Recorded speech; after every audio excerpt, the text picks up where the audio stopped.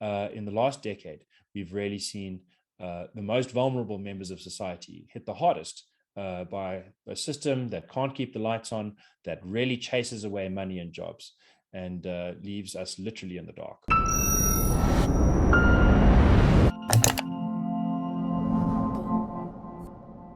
What role has Black economic empowerment policy played in causing the current crisis at Eskom? Well, joining me to discuss is Gabriel Crouse of the IRR. So Gabriel, you're running a campaign at the moment urging National Treasury to suspend the BE requirements for Eskom's public procurement.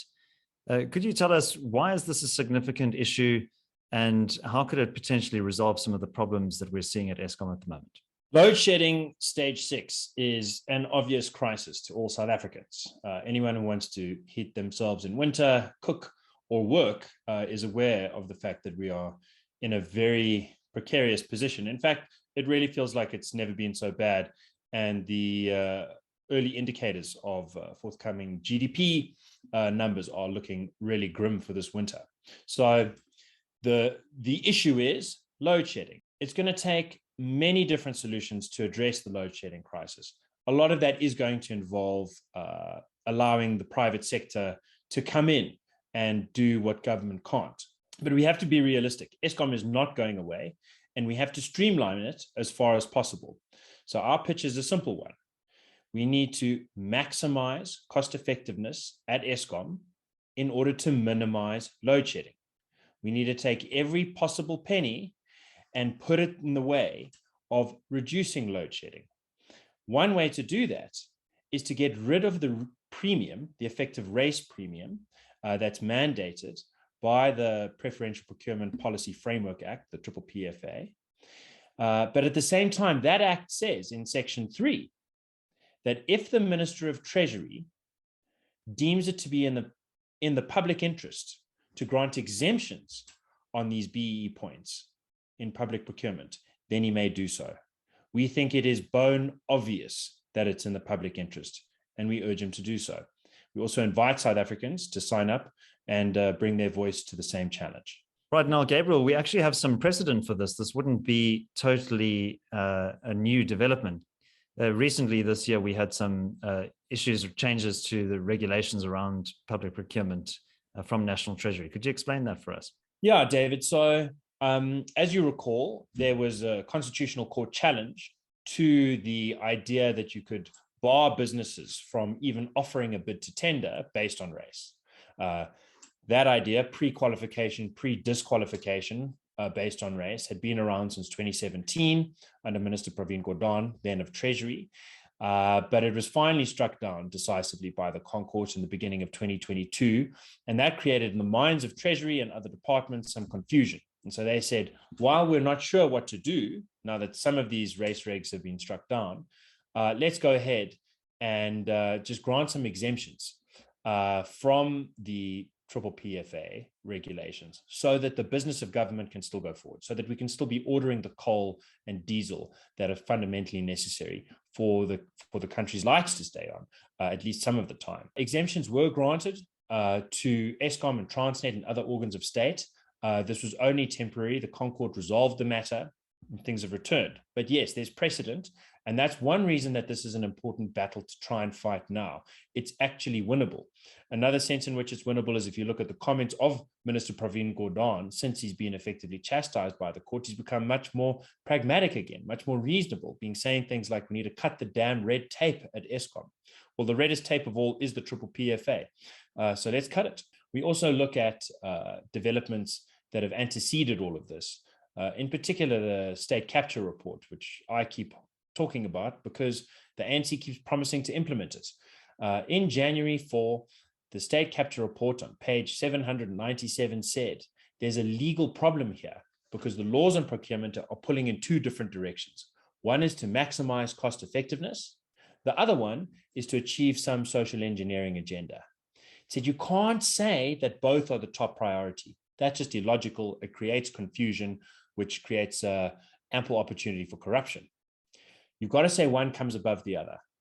And the Zondo report said the national interest, the public interest, is served by maximizing cost effectiveness. That's exactly the argument that we're taking to the finance minister saying, look, it's in black and white.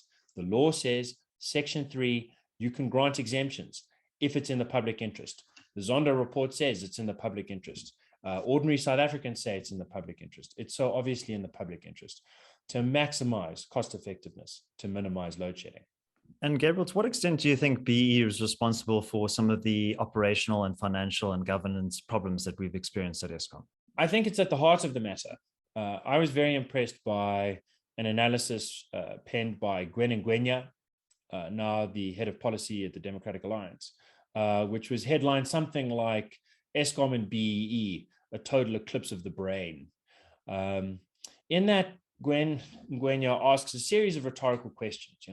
Why is Eskom not working? Why is there load shedding? Well, you need to go a step back to a lack of maintenance, a lack of forethought, a lack of proper planning, a lack of administration.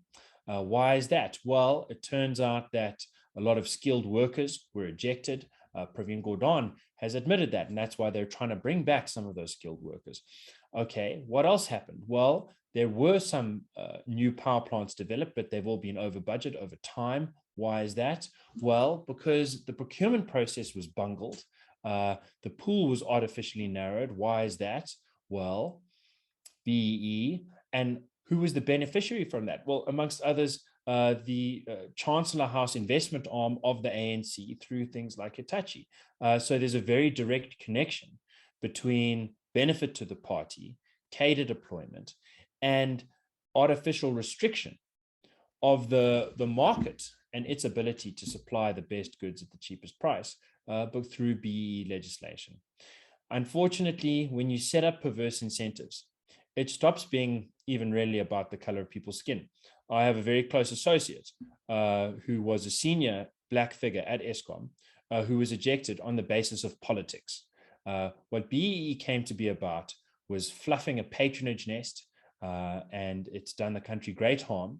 And I think in particular, if you read the Zondo Commission report into Brian Molefe, you'll find damning language talking about how leadership would use sentimental ideas about improving the lives of poor black people as a fig leaf to conceal their own corrupt agendas that really have had the opposite of the nominal intended effect. Rather than helping poor people in the last decade, we've really seen the most vulnerable members of society hit the hardest by a system that can't keep the lights on, that really chases away money and jobs, and leaves us literally in the dark.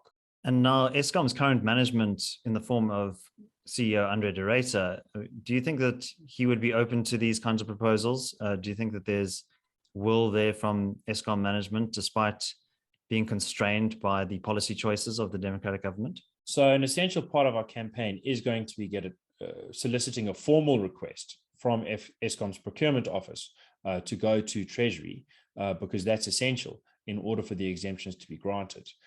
I am optimistic. I'm cautiously optimistic that that too is a realistic and achievable goal. A very important part of the reason for that is Andre de Ruyter's interview on this channel, on the Center for Risk Analysis channel, where he was asked about the idea of these exact exemptions. And he said there's a strong case to be made for them. He said that interposing non-value adding intermediaries into the procurement process increases costs, it increases risks in terms of corruption, and it slows down supply chains. That's pretty much a direct quote, and I encourage people to see the video themselves. But really, it's common sense. And I think that there is a kind of all hands on deck attitude that is that's visible at Eskom's leadership at the moment. It's absolutely essential at this time. The Titanic is sinking, as it were, and every measure must be taken to efficientize. That doesn't just get limited to the triple PFA. It also goes to the MFMA and the other legislation that falls under the Treasury, where that minister has the right to grant exemptions in order to streamline the process. That's all going to be on the table. We need to do whatever we can to keep the lights on. Gabriel Crouse, thank you very much. If you would like to watch the interview that I did with Andre de Ruyter, that is linked over here. If you haven't subscribed to the CRA YouTube channel, you can also do so over here. My name is David Ansara. Until next time, take care.